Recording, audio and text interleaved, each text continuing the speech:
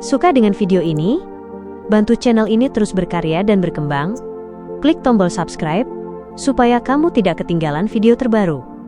Juga jangan lupa tinggalkan like dan komen kamu di bawah ya.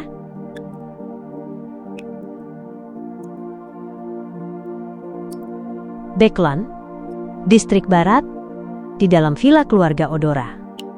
Emlyn White, yang telah dipanggil, melepas topi dan mantelnya, lalu memasuki ruang aktivitas untuk menunggu. Di ruangan ini, terdapat beberapa anggota Sanguin lain yang juga dipanggil untuk menemui tokoh penting tersebut. Setelah mengamati sekeliling, Emlyn memilih tempat duduk tepat di samping seorang pria dengan hidung yang begitu tinggi hingga hampir tampak cacat. Rambut coklat dan mata merah menghiasi wajahnya yang tegas. Di tangannya terdapat sebuah komik yang sedang ia baca tanpa tujuan. Dia tidak lain adalah Sanguin yang pernah memberikan informasi kepada Emlyn mengenai kastel kuno yang telah ditinggalkan di hutan Delaire. Namanya Ernest Boyar, seorang Viscount. Emlyn sebenarnya berencana mengunjungi sang Viscount dalam beberapa hari ke depan, tetapi dia tidak menyangka akan bertemu dengannya di sini. Setelah mempertimbangkan sejenak, dia berkata dengan penuh pertimbangan, "Yang mulia, saya ingin tahu dari mana Anda mendapatkan informasi mengenai kastel kuno yang ditinggalkan di hutan Delaire. Kenapa? Apakah klienmu mengatakan bahwa tidak ada roh kuno di sana?" Ernest Boyar mengalihkan pandangannya dari komik dan melirik Emlyn. "Tidak, sama sekali tidak."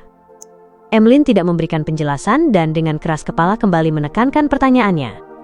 "Saya sangat penasaran dengan sumbernya. Sepertinya, masalah ini tidak sesederhana itu." Ernest Boyar menutup komiknya dan mengangguk tipis. "Ini bukan rahasia. Aku mengetahuinya dari Lord Nips. Sejujurnya, aku sendiri belum pernah mendengar tentang hal ini sebelumnya. Sulit bagiku membayangkan bahwa ada kastel setua itu di hutan Delaire." Lord Nips. Emlyn secara naluriah mulai memikirkan sesuatu. Ini ujian lagi. Tapi bukankah ujian semacam ini terlalu berbahaya? Bahkan sampai membutuhkan Tuan Full untuk menyelesaikannya? Emlyn sedikit mengernyit ketika mengingat kembali berbagai detail yang sebelumnya telah ia pikirkan. Dia menyelidik. "Yang mulia, kalau begitu, mengapa Anda tidak menjelajahi kastel kuno itu? Saya ingat Anda adalah seorang arkeolog. Selain itu, dalam proses tersebut, Anda bisa memperoleh bahan beyonder yang sesuai dari roh kuno." Lord Nips memberitahuku bahwa tempat itu sangat berbahaya. Seseorang tidak seharusnya mendekatinya kecuali telah mencapai level Earl. Mulut Emlyn menganga, sementara ekspresinya berubah linglung. Kemudian dia menahan amarahnya dan bertanya dengan suara tertahan, "Kalau begitu, mengapa Anda tidak memperingatkan saya?" Ernest tertawa. "Bukankah jawabannya sudah jelas? Bagaimana mungkin sebuah lokasi yang dihuni makhluk beyonder dan diketahui oleh kami para Sanguin masih bisa tetap ada sampai sekarang jika tidak ada alasan khusus?" Emlyn terdiam sejenak. Ernest menambahkan, "Penalaran normal seharusnya seperti ini. Mungkin ada roh-roh kuno di suatu tempat di hutan Delaire. Orang-orang pernah menemukannya, tetapi mereka tidak mampu menemukan asal-usulnya. Ini berarti menemukan roh-roh kuno tersebut merupakan perkara yang sangat sulit dan merepotkan. Waktu yang harus dikeluarkan tidak sebanding dengan nilainya, sehingga mereka bisa bertahan hingga hari ini. Aku mengira kau akan dengan mudah menemukan masalah dalam penalaran ini. Begitu pula dengan klienmu. Jika mereka memilih untuk bertindak, mereka pasti memiliki keyakinan yang sesuai." Pada saat itu, Emlyn merasa bahwa Viscount Ernest memang sangat masuk akal, dan dia hampir tidak mampu membantahnya. Dia percaya bahwa dirinya dan Nona Magician terlalu bodoh, sehingga dia malah menghantam bahaya secara langsung. "Itu tidak ada hubungannya denganku." Sesaat kemudian, Emlyn merasa malu dan frustrasi, dipenuhi amarah terhadap dirinya sendiri. Akhirnya, Emlyn menyadari masalah lainnya. Terlepas dari apakah informasi tersebut mengungkapkan adanya bahaya atau tidak, Ernest Boyar seharusnya dengan jelas memberitahuku hal ini. Mengetahui tingkat bahayanya, sumber bahaya tersebut, serta bagaimana bahaya itu termanifestasi sangatlah penting dalam eksplorasi selanjutnya. Hal itu sama sekali tidak boleh diabaikan. Dia sengaja melakukannya. Emlyn sampai pada kesimpulan akhir ketika mata merahnya menyipit. Dia mengangkat dagunya dan berkata, "Memang, hal itu mudah diketahui, tetapi saya justru lebih penasaran dengan bahaya yang mengintai di dalam kastel kuno yang ditinggalkan tersebut." Ernest mengangkat teh hitam yang warnanya hampir menyerupai darah dan menyesapnya. "Aku juga tidak yakin." Lord Nips tidak mengatakan apa-apa. Ekspresi Emlyn menjadi suram. Tepat ketika dia hendak melontarkan sindiran, dia tiba-tiba melihat Cosmiodora berjalan memasuki ruang aktivitas dan memandangnya. "Emlyn, waktunya rapat." "Baik." Emlyn mengendalikan emosinya dan menekan bagian bawah rompinya sebelum berdiri dengan santai. Saat mengikuti Cosmi menuruni tangga menuju bawah tanah, dia akhirnya tidak mampu menahan diri untuk bertanya pelan, "Baron Cosmi, sebenarnya siapa yang akan saya temui? Bagaimana saya harus menyapa beliau?" Cosmi, yang tampak seperti seorang pria terhormat parubaya, tidak menyembunyikan kebenarannya. Dia menjawab dengan penuh hormat, "Duke Olmer." "Duke Olmer." Emlyn tanpa sadar meluruskan punggungnya dan mengalihkan pandangan ke lampu-lampu di dinding. Dia tampaknya menggunakan pantulan permukaan logam untuk memeriksa penampilannya. Beliau adalah salah satu dari 3 Duke yang menopang Sanguin, seorang sosok kuat kuno yang telah ada sebelum Kataklisem. Gelarnya adalah Bulan Purnama, dan usianya telah melampaui 3000 tahun. Beliau pernah mengikuti jejak leluhur Lilith. Tanpa diragukan lagi, nama ini identik dengan sejarah dan kejayaan Sanguin. Setelah melewati beberapa pintu rahasia, Emlyn dan Cosmi tiba di sebuah aula berwarna abu-abu metalik. Lantai dan dindingnya dipenuhi rerumputan hijau, bunga, serta tanaman serealia. Serangga merayap di antara tumbuh-tumbuhan tersebut, membuat Emlyn merasa seolah-olah dirinya telah meninggalkan kota dan tiba di suatu daerah pedesaan. Dia merasakan kehidupan yang berkembang subur di sekelilingnya. Pemandangan seperti itu sebenarnya tidak terlalu aneh, tetapi setelah diperhatikan dengan seksama, terdapat banyak hal yang ganjil.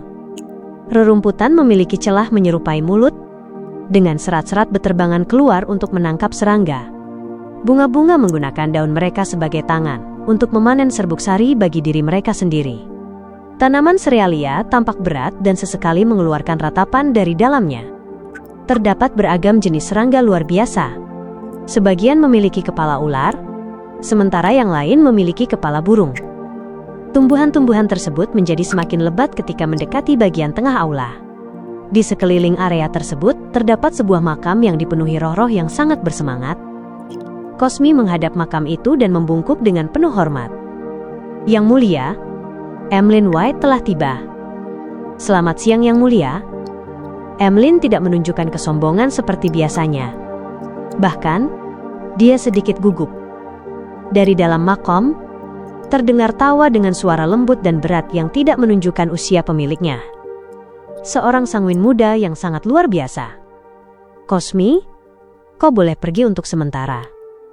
"Baik, Yang Mulia." Cosmi membungkuk sebagai jawaban, lalu meninggalkan aula abu-abu metalik yang dipenuhi kesegaran tersebut. Emlyn berdiri di sana, mendengarkan suara lembut yang berasal dari dalam makam. "Pagi ini, Nips memberitahuku bahwa kau memperoleh karakteristik Beyonder vampir buatan yang sesuai dengan gelar Viscount." "Ya, tetapi karakteristik itu telah tercemar dan membutuhkan pemurnian." Emlyn tidak menyebutkan bahwa karakteristik Beyonder tersebut juga perlu dibersihkan dari korupsi mental, karena dia yakin hal itu merupakan masalah sepele bagi Sanguin. Setidaknya, Baron Cosmi sebelumnya telah memastikan bahwa hal tersebut dapat dilakukan. Olmer menjawab singkat, "Baiklah, aku akan memurnikan karakteristik itu secara pribadi." Beliau berhenti sejenak sebelum berkata, "Meskipun Sanguin menikmati umur panjang, kami tetap akan tumbuh dewasa dan menjadi tua. Akan ada kelahiran dan kematian baru. Bagaimanapun juga, membina anggota muda merupakan kebutuhan bagi ras manapun. Adapun bakat luar biasa dan kemampuan menonjol yang baru-baru ini kau tunjukkan, telah membuatmu menjadi seseorang yang sangat kami perhatikan. Karena itu, aku datang secara pribadi untuk menemuimu dan memberimu beberapa ujian, sehingga dapat mempercepat pertumbuhanmu. Bakat luar biasa dan kemampuan menonjol.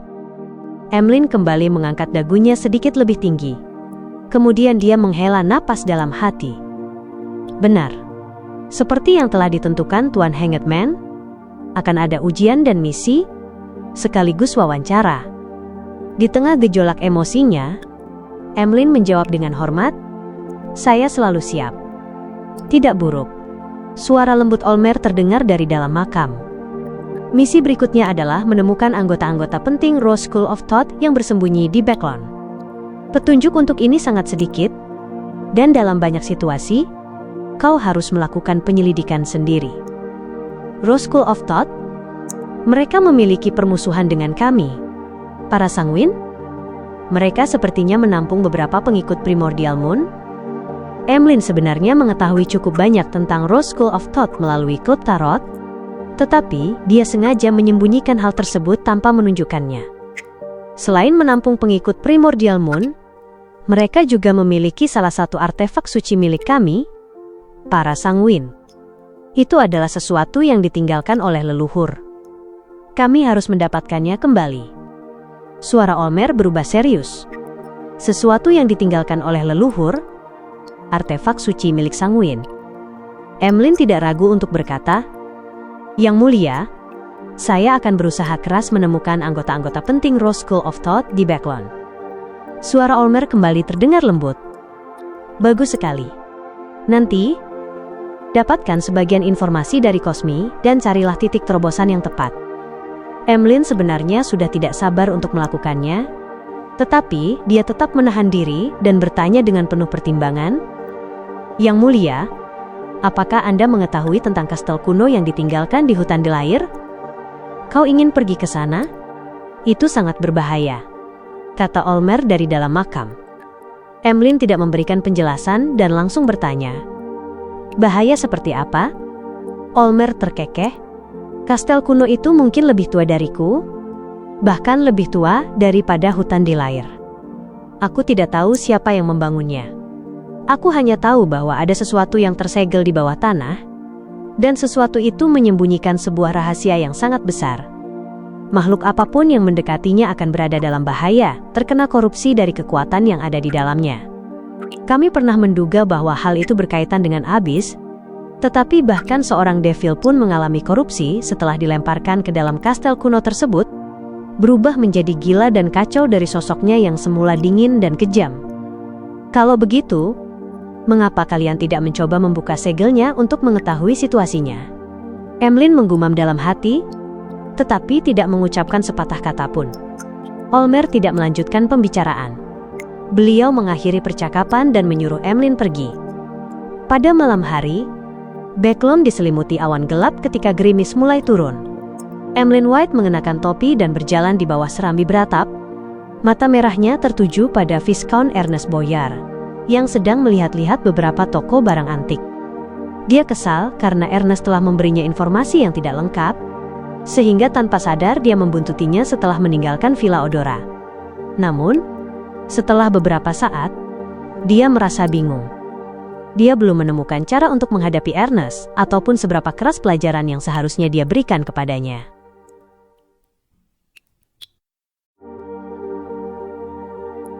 Setelah mengikuti Ernest Boyar tanpa tujuan selama beberapa saat, Emlyn White perlahan mengesampingkan pikirannya. Dia melirik ke area di luar beranda ketika hujan semakin deras. Mau tak mau dia berpikir, bagaimana aku harus menghukum Ernest? Meskipun dia melakukannya karena kemungkinan besar mengikuti perintah atau suatu isyarat, perbuatannya tetap tercela. Sedangkan Lord Nips, saat ini aku belum memiliki kemampuan untuk menghadapinya. Tapi tunggu saja, setelah aku menjadi Marquis atau Duke, aku pasti akan membuatnya membayar harganya. Nona Magician sudah menyelesaikan penjelajahannya terhadap kastel kuno yang telah ditinggalkan itu. Aku tidak tahu apakah Lord Nips telah mengirim Sanguin untuk mengawasi area tersebut. Dari nada bicara dan deskripsinya, serta umpan balik yang diberikan Tuan Full, kemungkinan besar tidak ada pengawas. Apakah mungkin Lord Nips tidak mengirim Sanguin manapun ke sekitar kastel kuno itu? Tapi apa gunanya melakukan pengujian seperti itu? Atau mungkinkah mereka melewatkannya karena suatu masalah? Di tengah pikirannya, Emlyn White merasa bahwa dia perlu mencari seseorang untuk mendiskusikan masalah mengenai hukuman bagi Ernest Boyar. Dia sangat kekurangan pengalaman dalam hal semacam ini. Secara bawah sadar, kandidat pertama yang melintas di benaknya adalah The Hanged Man. Anggota senior klub tarot ini tampak sangat berpengalaman dalam berbagai urusan. Dia juga sangat dapat diandalkan dan tidak pernah membuat anggota lainnya kecewa. Setelah ragu selama beberapa detik, Emlyn mencoret pilihan tersebut. Bagaimanapun juga, masalah ini berkaitan dengan ujian internal Sanguin. Berkonsultasi dengan anggota klub tarot sebelum mendapatkan jawabannya akan merusak harga dirinya dan citranya secara keseluruhan sebagai Sanguin. Atas alasan yang sama, dia juga mencoret The World dari pilihannya. Tentu saja, dia merasa bisa menebak saran yang akan diberikan The World. Bunuh dia. Tidak perlu sampai sejauh itu, gumam Emlyn dalam hati. Sambil tanpa tujuan membuntuti Ernest Boyar, dia mulai memperluas daftar kandidatnya ke dunia nyata. Kemudian, dia menyadari bahwa tidak ada seorang pun yang bisa dipilih. Dia hampir tidak memiliki teman. Setelah mengesampingkan kedua orang tuanya yang juga merupakan Sanguin, hanya ada 2 atau 3 orang yang melintas dalam pikirannya. Mereka adalah ayah Yutravsky dari gereja Harvest dan detektif Sherlock Moriarty, seseorang dengan latar belakang misterius dan beragam cara yang tersedia baginya. Sherlock belum kembali setelah meninggalkan Backland. Aku hanya bisa menemui ayah Yutravsky besok. Tapi aku tidak boleh terlalu terang-terangan. Emlyn segera mengambil keputusan. Dia berjalan melewati Ernest Boyar, yang memasuki sebuah toko arloji, lalu menuju ujung beranda tempat beberapa kereta sewaan berada. Setelah naik ke dalam kereta, dia merasakan roda-roda mulai berputar. Dia sekilas melirik keluar jendela dan melihat lebih banyak tetesan hujan menghantam kaca, meninggalkan jejak-jejak yang mengalir ke bawah. Dalam pandangannya yang buram, beberapa kereta melintas. Audrey menarik kembali pandangannya dari pemandangan hujan di luar kereta dan melirik pelayan wanitanya, Annie, sebelum berkomunikasi secara diam-diam dengan Susie. Tatapan matanya, ekspresinya, serta bahasa tubuhnya yang nyaris tak terlihat menyampaikan, "Kita hampir sampai di rumah." Aku agak gugup. Di tanah, Susie mengibaskan ekornya, mengangkat salah satu kakinya, lalu membetulkan kacamata berbingkai emas yang tergantung di lehernya. Bersamaan dengan perubahan warna tubuh eter dan tubuh hati dan pikiran miliknya, dia menyampaikan, "Jangan khawatir. Madame Escalante itu, yang secara lahiriah merupakan seorang psikiater, hanyalah seorang telepatis. Dia tidak akan mampu melihat kebohonganmu." Audrey mengangguk pelan dan menyaksikan keretanya memasuki villa mewah keluarga Hall, lalu berhenti di depan serambi beratap. Sejak bergabung dengan Yayasan Beasiswa Amaloen, dia mulai menghabiskan lebih sedikit waktu di rumah. Awalnya dia berencana menemui Madame Escalante dari Alkemis Psikologi di Jalan Phelps nomor 22, Distrik Utara, tetapi karena Tuan Dwayne Dantes telah pergi ke benua selatan dan tidak berada di yayasan tersebut, tidak ada alasan untuk melakukannya. Di ruang kerja yang dia anggap sebagai miliknya sendiri, Audrey bertemu dengan Madame Escalante Oseleka, seorang wanita berambut hitam yang panjangnya mencapai pinggang dan berwajah seperti anak kecil. "Aku harus meminta maaf. Setelah kembali ke Backlund, aku sibuk bertemu dengan teman-temanku. Setelah itu, aku bergabung dengan Yayasan Beasiswa Amaloen, sehingga pertemuan denganmu tertunda sampai hari ini." Setelah meninggalkan Susie di luar, Audrey membungkuk dengan anggun untuk menunjukkan sikapnya. Sebenarnya, semua ini memang disengaja. Dengan menunda pertemuan mereka selama sekitar 1 bulan, pencernaan ramuan psikiatris dan kemajuannya menjadi hipnotis menjadi cukup masuk akal. Itu adalah perkembangan yang sewajarnya diharapkan dari seorang jenius, tidak lebih. Escalante membalas salamnya tanpa banyak berpikir. "Aku mendengar bahwa kau sibuk dengan anak-anak yang mendambakan pengetahuan. Kebajikanmu lebih berkilau daripada berlian." Saat Audrey memberi isyarat agar dia duduk, dia berjalan menuju sebuah kursi tunggal dan mengiyakan dengan singkat. Anak-anak itu berada dalam situasi yang belum pernah kulihat sebelumnya. Seringkali ada suara di dalam diriku yang mendesakku untuk melakukan sesuatu. Madam Escalante, jika kau punya waktu luang, kau bisa bergabung denganku dan para staf Yayasan Beasiswa Amaloen untuk mengunjungi berbagai sekolah. Di sana, kau akan dapat melihat apa yang dialami sebagian besar anak-anak di dunia. Setelah mengatakan itu, dia terkekeh seolah sedang mencela dirinya sendiri. Maaf, belakangan ini, aku sudah terbiasa memulai topik pembicaraan seperti ini. Itu karena aku berharap lebih banyak bangsawan dan orang kaya bersedia terlibat dalam kegiatan amal semacam ini. Aku berharap mereka dapat menyumbang lebih banyak untuk membantu lebih banyak anak. Setelah mendengar Audrey, Escalante menjawab dengan agak canggung, "Aku akan melakukannya. Aku juga akan menyumbangkan sejumlah uang kepada Yayasan Beasiswa Amaloen." "Tidak, aku tidak memaksamu untuk menyumbang. Ini harus menjadi tindakan yang berasal dari hati dan dilakukan secara sukarela. Aku hanya berharap kau melihatnya secara langsung. Kemudian memberitahu orang-orang di sekitarmu tentang kesulitan yang dihadapi anak-anak ini dan kemungkinan masa depan mereka. Ini termasuk anggota para alkemis psikologi." Audrey menggelengkan kepala, menolak saran Escalante. "Baiklah."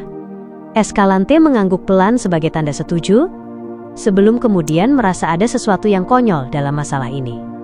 Motif sebenarnya Nona Audrey adalah menggalang donasi dari para alkemis psikologi. Namun, ini adalah organisasi bawah tanah luar biasa yang bersifat rahasia. Tidak ada bedanya dengan menggalang donasi dari Aurora Order. Audrey tidak melanjutkan pembicaraan mengenai Yayasan Beasiswa Amaloen. Sebaliknya, dia berkata, "Madam Escalante, ada sesuatu yang ingin kusampaikan kepadamu." "Apa itu?" Escalante membaca keseriusan, kegembiraan, dan kebanggaan dari gerakan serta emosi Audrey. Audrey tersenyum dan berkata, "Aku sudah menjadi hipnotis." Pada saat itu, Escalante curiga bahwa Audrey telah menghipnotis dirinya. Meskipun dia tahu bahwa Audrey sebelumnya telah memperoleh formula ramuan hipnotis, tetapi sudah berapa lama sejak saat itu? "Kau seharusnya bisa menentukan bahwa aku tidak berbohong," kata Audrey sambil tersenyum. Barulah Escalante tersadar. Dia bertanya dengan terkejut sekaligus ragu, "Sepertinya kau mengalami suatu pertemuan luar biasa, yaitu memiliki keberanian untuk memanfaatkan berbagai hal," kata Audrey dengan perkataan yang tidak mungkin lebih benar lagi. Escalante mengernyit dan berkata dengan sedikit ragu, "Kau menginginkan formula ramuan urutan 5? Ya. Apa yang perlu kulakukan? Atau harga apa yang harus kubayar?" Audrey tidak menyembunyikan tujuannya. Escalante memandang wanita cantik berambut pirang dan bermata hijau di hadapannya, lalu berpikir sejenak. "Ini bukan sesuatu yang bisa kuputuskan sendiri. Aku akan melaporkannya dan berusaha mengatur agar kau dapat bertemu dengan Hilbert dan Stephen." Yang dia maksud adalah psikolog sekaligus perancang perhiasan, Hilbert Alucard, dan pedagang furnitur, Stephen Humphreys. Jelas bahwa di antara kelompok anggota alkemis psikologi ini, Escalante berada dalam posisi bawahan. Audrey tidak terkejut dengan reaksi Escalante, tetapi bukan berarti penanganan masalahnya tidak memiliki celah. Seorang Beyonder urutan 6 yang memiliki keinginan untuk maju adalah seseorang yang perlu mendapat perhatian besar dalam organisasi rahasia manapun. Bahkan hal yang sama berlaku bagi gereja-gereja ortodoks. Mereka adalah orang-orang yang memenuhi syarat untuk bertemu langsung dengan anggota berpangkat tinggi. Ini juga berarti bahwa setelah maju menjadi hipnotis, Audrey sudah menjadi seorang elit di antara anggota tingkat menengah alkemis psikologi. Tujuan berikutnya adalah menjadi anggota kuasi tingkat tinggi. Orang yang perlu ditemuinya adalah seorang anggota dewan dari Dewan Alkemis Psikologi, bukan Hilbert atau Stephen. Saat berbagai pikiran melintas di benaknya, Audrey sengaja menunjukkan sedikit ketidakpuasan. Escalante segera menyadarinya dan buru-buru menjelaskan. Bertemu dengan Hilbert dan Stephen adalah untuk memastikan kondisimu sebelum seorang anggota dewan menemuimu. Faktanya, dengan tingkatmu saat ini, seharusnya kau sudah memimpin sebuah tim dan merekrut anggota baru. Namun, mengingat identitas, status, dan lingkungan kehidupan sehari-harimu? Kami membatalkan rencana tersebut karena khawatir hal itu akan mempengaruhi kehidupan normalmu. Anggota Dewan. Aku ingin tahu ada berapa anggota Dewan Alkemis Psikologi di Backlund. Mungkinkah konsultan keluarga kerajaan? Huvin Rambis? Audrey mengangguk sambil berpikir dan berkata, "Aku bisa memahaminya dan akan menunggu pengaturan kalian." Kemudian dia mengalihkan topik dan bertanya dengan tatapan ingin tahu, "Madam Escalante, apakah kau tahu apa nama ramuan urutan 5 dari jalur spektator?" Melihat wanita bangsawan muda berambut pirang dan bermata hijau itu menunjukkan sikap yang begitu anggun dan sopan, Escalante diam-diam menghembuskan napas lega. "Aku pernah mendengar Hilbert menyebutkan bahwa namanya adalah Dreamwalker." Dreamwalker? Ini agak berbeda dari yang kubayangkan. Atau mungkin dream hanya merupakan sebuah analogi. Secara lebih tepat, seharusnya subconscious walker? Audrey tidak menyembunyikan perenungan dan analisisnya sebelum mengarahkan pertanyaan kepada berbagai persoalan psikologi dan informasi lainnya. Setelah meminta Escalante tinggal untuk makan malam, dia mengantarkan wanita itu sampai ke pintu tempat Escalante naik ke sebuah kereta. Saat ini, di luar sudah gelap, dengan angin kencang yang menderu dan hujan yang mengguyur. Di tengah hujan deras, angin yang meraung, dan malam yang gelap, sebuah kapal uap layar hibrida sedang berlayar melewati rute laut yang aman di Laut Berserk, dengan para wisatawan berada di atas kapal. Klein telah meninggalkan benua selatan dan kembali ke Desi Bay sebagai Dwayne Dantes. Di tengah guncangan kapal, dia tiba-tiba terbangun, bangkit dari tempat tidur, lalu berjalan menuju jendela ruang duduk di kabin kelas satunya untuk melihat keluar. Di tengah hujan deras, 3 kapal layar besar berwarna hitam pekat dan aneh sedang berlayar dengan tenang. Lentera-lentera tergantung di sisi kapal, sementara 3 layar hitam terbentang pada tiang-tiang yang tingginya hampir 100 meter. Dan di atas geladaknya, berdiri sebuah kursi batu berbintik-bintik setinggi 2 hingga 3 meter. Bagian sandarannya membelakangi kabin. Tidak ada seorang pun yang duduk di atasnya. Itu adalah Black Emperor, simbol milik Raja Lima Lautan, Nas.